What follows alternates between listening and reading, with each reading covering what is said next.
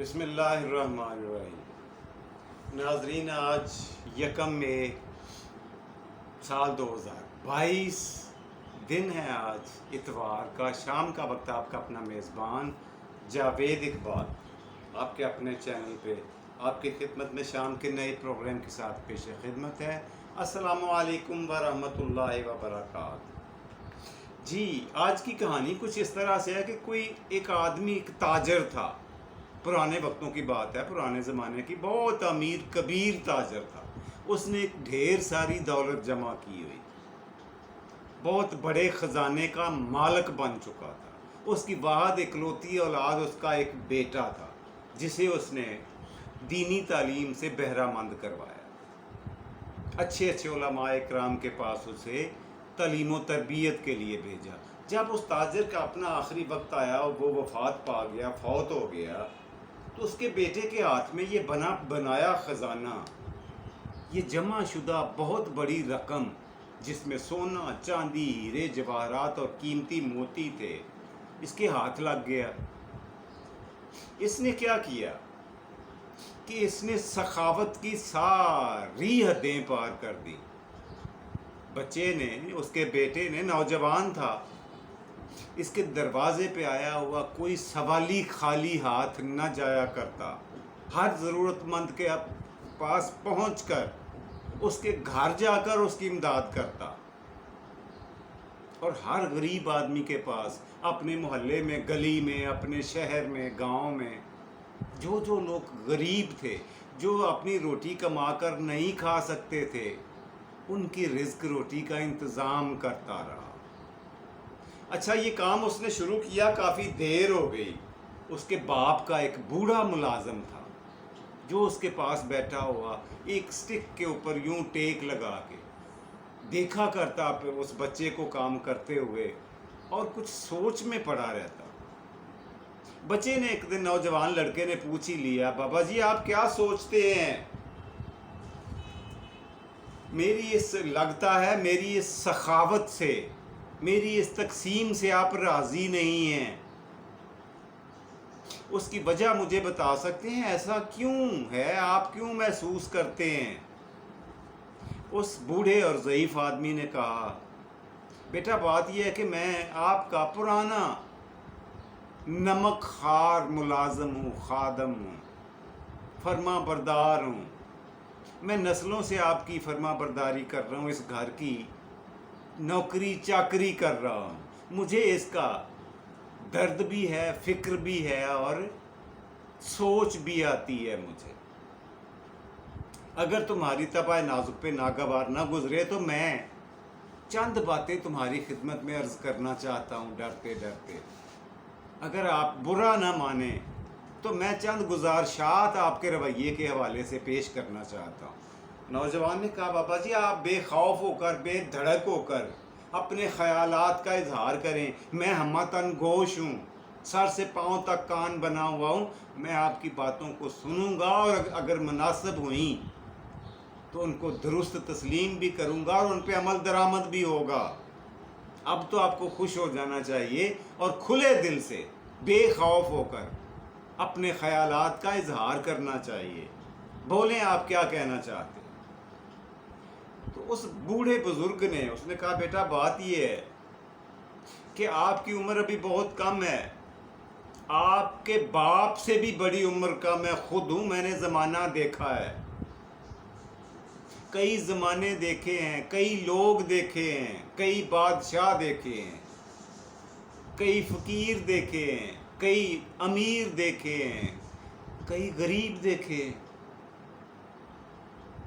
میں اس ساری سچویشن پر، اس ساری منظر کشی پر نظر ڈالتا ہوں تو میرے ذہن میں ایک سکیچ آتا ہے، ایک نقشہ آتا ہے، جس میں یہ 3-4 باتیں موٹی موٹی لکھی ہوئی ہیں، میں آپ کے گوش گزار کرنا چاہتا ہوں۔ نمبر 1 یہ کہ جو آپ نے طریقہ کار استعمال کیا ہوا ہے، جس طریقے سے آپ چل رہے ہیں، جس طریقے سے آپ سخاوت کر رہے ہیں، جس طریقے سے آپ اپنے باپ دادا کا مال ہاتھوں ہاتھ اڑا رہے ہیں، یہ صریحاً قرین قیاس نہیں ہے، یہ سمجھداری کا معاملہ نہیں ہے۔ اس کی وجہ ایک بہت بڑی دلیل ہے کہ ایک فصل اگر 6 مہینے لیتی ہے تیار ہونے میں، مثلا چاول کی فصل ہے، گندم کی فصل ہے، وہ تیار ہونے میں 6 مہینے لیتی ہے، اور آپ اس فصل کو ایک ہی دن میں بانٹ دو لوگوں میں، تو ذرا سوچو باقی کے پونے 6 مہینے، 5 مہینے اور 29 دن کیسے چلے گا؟ گزارا کیسے ہوگا؟ کم از کم یہ حساب تو رکھو کہ میں نے اسے 6 مہینے تک چلانا ہے۔ اچھا، تو اس نے کہا بابا جی اور کچھ کہنا چاہتے ہیں؟ اس نے کہا ہاں میرے پاس اور بھی بہت کچھ ہے کہنے کو۔ دوسری بات یہ ہے کہ میری اپنی بیوی نے میری بیٹی کو اپنی زندگی کے تجربے کی روشنی میں ایک نصیحت کی تھی، وہ میں آپ کے سامنے رکھنا چاہتا ہوں۔ میری بیوی نے میری بیٹی سے کہا تھا، بیٹی زندگی میں جب تمہارے اوپر دن اچھے ہوں، جب تمہارے حالات اچھے ہوں، جب تمہارا مالی حالات آسودہ ہوں، تو برے وقتوں کے لیے کچھ نہ کچھ بچا کے ضرور رکھنا۔ اس لیے چاہے اس میں سے تمہیں ایک پانی کا مشکیزہ ہی کیوں نہ رکھنا پڑے بچا کے، کیونکہ جس نہر سے ہم پانی پینے کے لیے بھر کے لاتے ہیں وہ پورا سال نہیں بہتی، پورا سال اس میں پانی بہاؤ نہیں ہوتا۔ سو جتنے مہینے جتنے دن وہ بہتی ہے اتنا پانی اس میں سے لا کر ذخیرہ کر لو کہ آپ باقی کے دنوں گزارا زندہ رہ سکو۔ اس نے کہا بابا جی میں نے آپ کی یہ دوسری بات بھی نوٹ کر لی ہے، اور کچھ کہنا چاہتے ہیں آپ؟ تو اس نے کہا ہاں میں آپ سے ایک اور عرضی کرنا چاہتا ہوں۔ میری تیسری آخری اور سب سے بڑی گزارش یہ ہے کہ آپ اپنے 7 نسلوں کا خزانہ بانٹ کر بھی سارے شہر کے غریبوں کو امیر نہیں کر سکتے۔ یہ بات لکھ لیں، یہ طے ہے، میرا تجربہ بتا رہا ہے کہ آپ جیسے 101 رئیس مل کر بھی اپنے خزانے اگر لٹا دیں، کھول دیں، تو سارے شہر کو، سارے ملک کی غربت آپ ختم نہیں کر سکتے۔ مگر یہ طے ہے، یہ ضرور ہوگا کہ آپ خود نادار ہو جاؤ گے، غریب ہو جاؤ گے، دوسروں کے آگے ہاتھ پھیلانے کا موقع آ جائے گا۔ اب اگر دیکھا جائے تو بابا جی کی باتوں میں، دلیلوں میں وزن تو ہے، اس کی کوئی بات ایسی نہیں ہے جس کو آسانی سے رد کیا جا سکتا ہو، اسے غلط قرار دیا جا سکتا ہو کہ ہے۔ آپ کو کوئی نظر آئی ہے اس میں؟ نہیں نا۔ اب باری آئی ہے نوجوان کی۔ نوجوان نے کہا بابا جی میں نے آپ کی ساری باتیں صبر و تحمل کے ساتھ، بردباری کے ساتھ سنی ہیں، اب میری گزارشات آپ کی خدمت میں جو پیش کرنا چاہتا ہوں وہ سن لیں، پھر مل بیٹھ کے کوئی فیصلہ کر لیتے ہیں۔ بابا جی نے کہا بیٹا اچھی بات ہے، آپ مجھے بتاؤ۔ اس نے کہا نمبر 1 بات یہ ہے کہ یہ جو میرے پاس بہت بڑا خزانہ ہے یہ میں نے کمائی کر کے نہیں بنایا، یہ مجھے میرے باپ کی چھوڑی ہوئی ورثہ میں سے ملا ہے، وراثت میں سے ملا ہے، اور میرے باپ کو اس کے باپ نے وراثت میں دیا تھا، اور میرے دادا کو میرے پردادا نے وراثت میں دیا تھا۔ اب ہوگا کیا کہ جب میں مروں گا نا تو میں اپنی اولاد کے حوالے کر جاؤں گا، تو اس کا مصرف، اس کا استعمال، اس کا مناسب استعمال کب، کیسے اور کہاں ہوگا، کہ کیا یہ قیامت تک اسی طرح سے یہ تالوں میں، تجوریوں میں اور صندوقوں میں، تالوں میں بند پڑی رہے گی ساری کی ساری رقم؟ یہ مناسب ہے؟ یا یہ مناسب ہے کہ اسے حقداروں پر، غریبوں پر، ناداروں پر مناسب انداز سے، بآسن طریقے سے خرچ کر دیا جائے، تاکہ کم از کم میرے باپ دادا کی اور میری اپنی روح جب اللہ کے حضور پیش ہو تو ہماری عاقبت میں تھوڑی بہت بہتری آ جائے۔ اللہ پاک ہمارے گناہ معاف کر دیں، اللہ پاک ہماری حشر آسان کر دے۔ نمبر 2 بابا جی بات میری سن لیں۔ آپ نے مجھے بڑی باتیں سنائی ہیں، پہلی بات میں نے آپ کو بتا دی ہے، دوسری بات آپ کی خدمت میں پیش کرنا چاہ رہا ہوں کہ میرے پردادا نے یہ خزانہ مجھے نہیں پتا کہاں سے اور کیسے لیا، پھر میرے دادا کے پاس آیا، اب مجھے یہ بھی نہیں پتا کہ ان کے پاس یہ کیسے پہنچا، میرے باپ کے پاس آیا، مجھے یہ بات سمجھا دیں کہ یہ میرے پاس آ چکا ہے، ان سارے لوگوں میں سے کوئی نہ کوئی تو ایسا ہے جس نے دوسروں کا حق مار کر، دوسروں کی حق تلفی کر کے اتنا بڑا خزانہ جمع کیا ہے، ورنہ ہمارا کاروبار تو اس قابل یا اتنا وسیع ہے ہی نہیں کہ اتنی بڑی دولت جمع ہو سکے، کیونکہ حضرت علی کا قول ہے کہ جہاں پہ ضرورت سے زیادہ دولت جمع ہو نا تو سمجھ لو، یقین کر لو کہ وہاں پہ کسی نہ کسی کی حق تلفی ہو رہی ہے،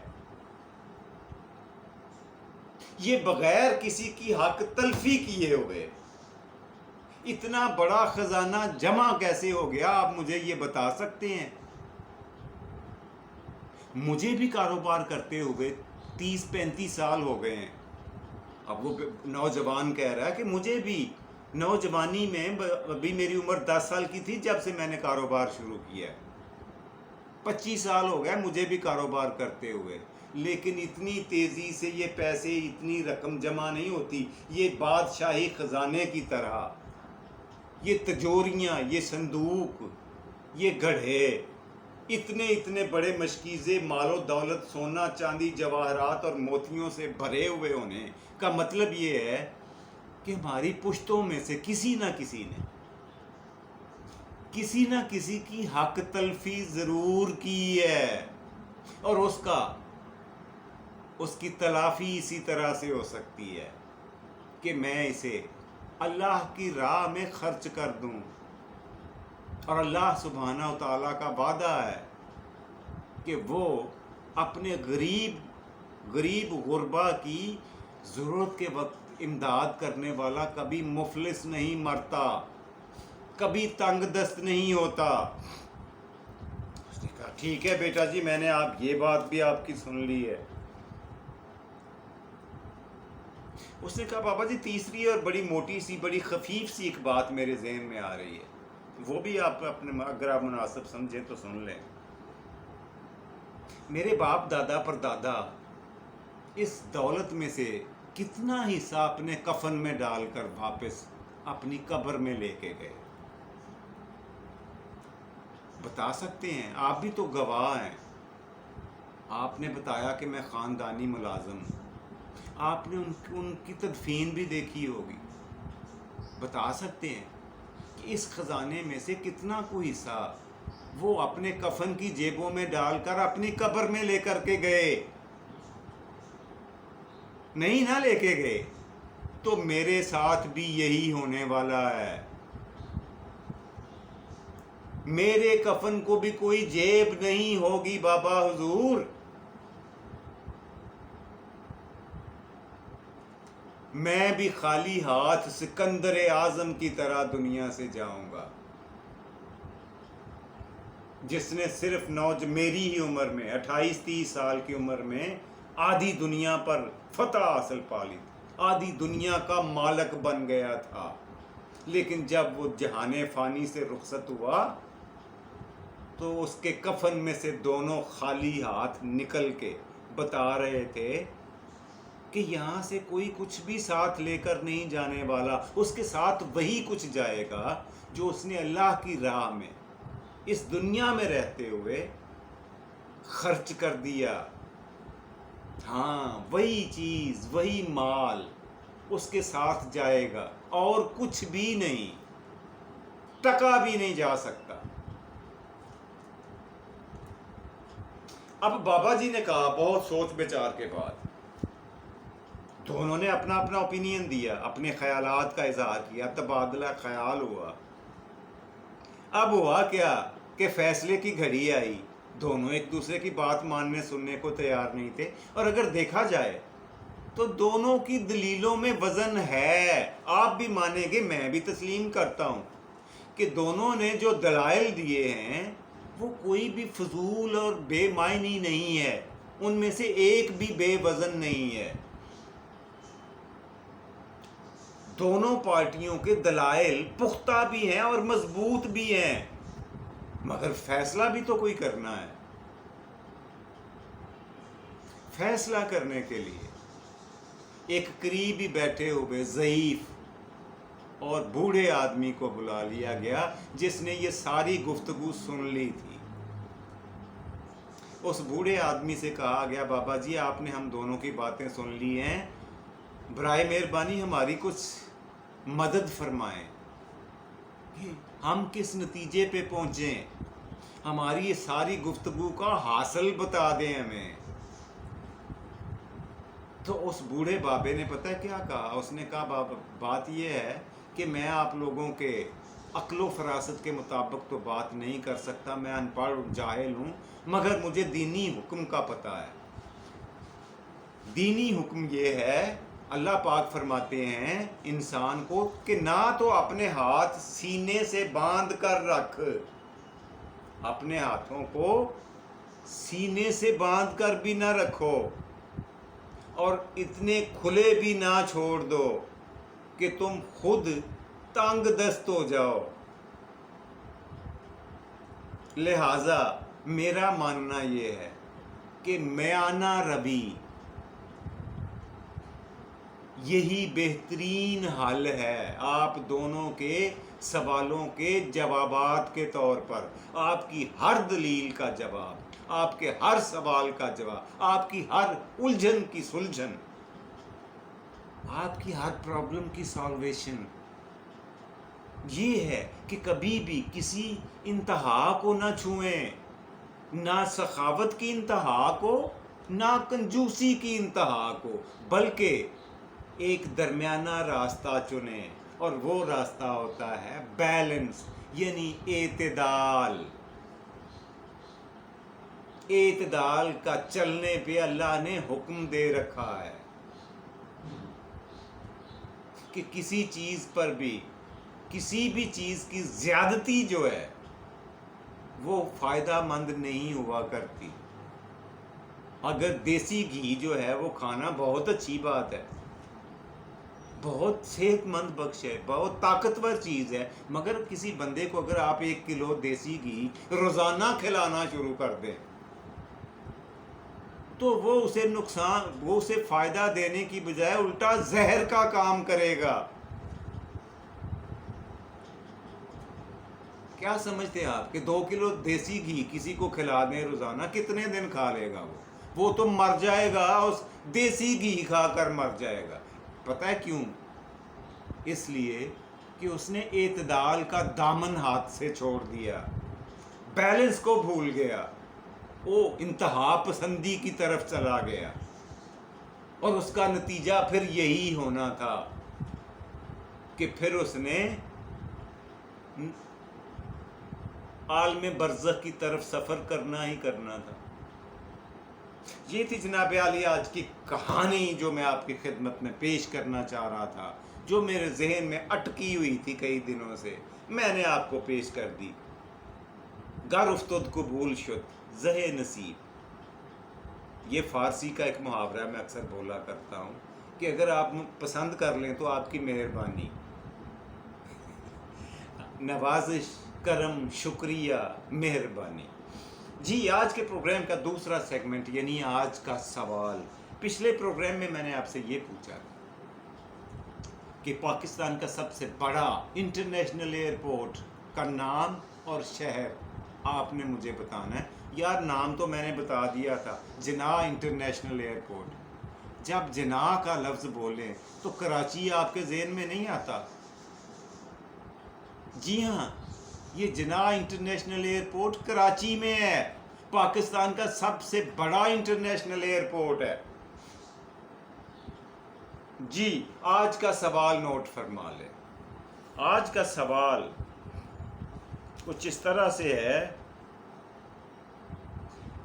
کہ ہمارا اپنا اسلام آباد کیپٹل سٹی، ہمارا اپنا دارالحکومت، اچھا دارالخلافہ نہ کہا کریں یار، بعض کتابوں میں اخباروں میں پڑھتا ہوں تو تکلیف ہوتی ہے. خلافہ نہیں کہنا چاہیے.